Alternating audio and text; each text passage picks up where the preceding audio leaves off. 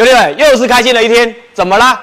因为有粉丝找我准备入伍车了，四川成都拖回来的车，花了2800块钱运费，把车子搞回来。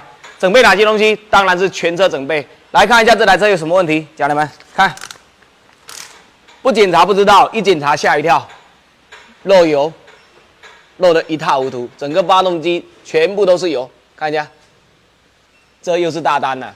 这台车按照这种症状和状态，我一看就知道这台车是没整备过的。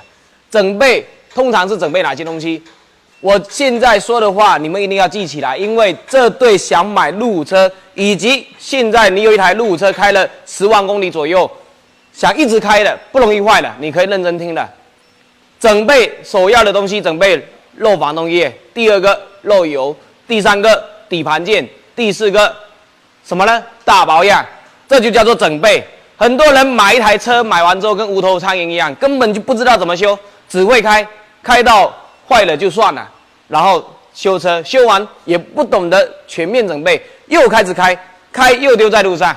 所以说，这就是不懂得整备带来的烦恼，以及你用车的坏心情。这台车可以看得出来，刚刚跑完高速，有没有看到？可以见得到，这台车其实干嘛呢？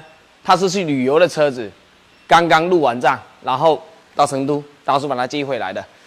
这台车子我今天给他列的单子超过了3万，我的标准是3万，你来找我，我帮你做一套整备。但这台车的车况相对来说比较糟糕啊，然后列到了有4万左右的一个维修价格。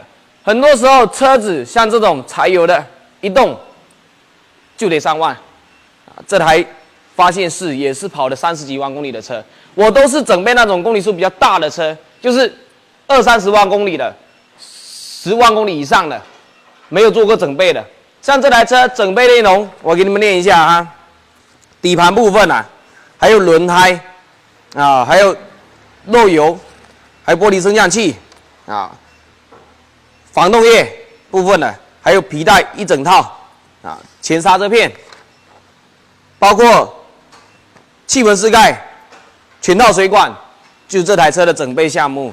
整备往往我是以3张单子注明全场和全网。